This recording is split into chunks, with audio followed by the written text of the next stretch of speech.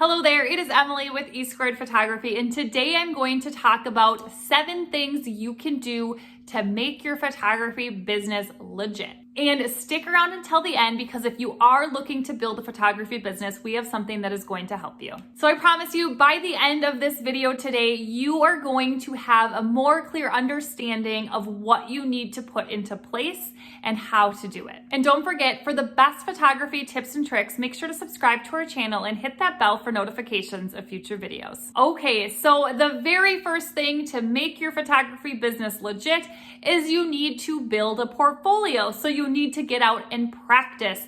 Do some free sessions for people, potentially start building a website with that, or at least get on social media and get it all posted on social media. You need to have work to show that you are a legit photography business. The next thing that we did right away once we decided, hey, this is gonna be a thing, is we opened a business banking account. So separate from our own checking accounts, we actually have our own business bank account, and everything goes through there. Our income goes through there. We use that bank account to purchase camera gear, whatever it might be, so it doesn't get all messy in our personal checking account. And then another thing to do right away to keep yourself organized is to make sure you are tracking your income and expenses. Right now, we use a couple of things to do this. These are paid tools, but you could do this on something as simple as a spreadsheet. So we use Dubsado, and Dubsado allows us to track all of our income, our expenses. We send our invoices through here, our contracts, our questionnaires. It does a lot of stuff. Dubsado is amazing. And then we also use QuickBooks for our business as well to track our income and expenses. So we use both. We don't necessarily need to use both, but QuickBooks is a really nice way for our accountants to have our work displayed for them. And I will put a link for both Dubsado and QuickBooks below for you to check out as well. The next thing you need to begin doing is build contracts and invoices to send to your paying clients. Again, you don't need any special software to do this. You can do this in lots of different ways. We use Dubsado. We absolutely love it. It's super simple. Some gallery softwares like Shootproof, which is what we use to send galleries to our clients. Shootproof also allows you to send contracts and invoices out to clients.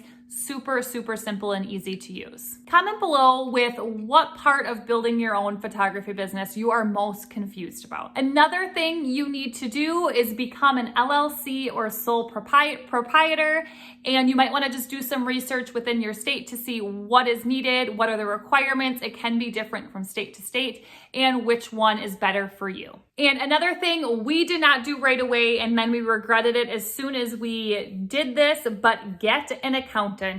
As soon as you get an accountant, your accountant actually will help you set up a lot of these things and suggest a lot of these things. So really getting an accountant might be one of the most important steps, because your accountant will tell you, hey, you should do LLC, make sure to open a checking account. Here's how you do this, this, this, and this. Your accountant should be able to help you with a lot of those things.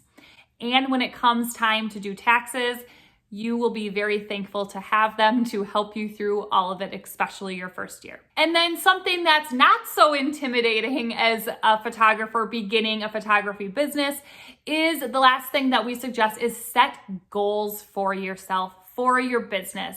What are your goals? Get very specific on those, so then you're not just doing a business to do a business. Like really think about the goals. How much do you want to make? What do you want to do?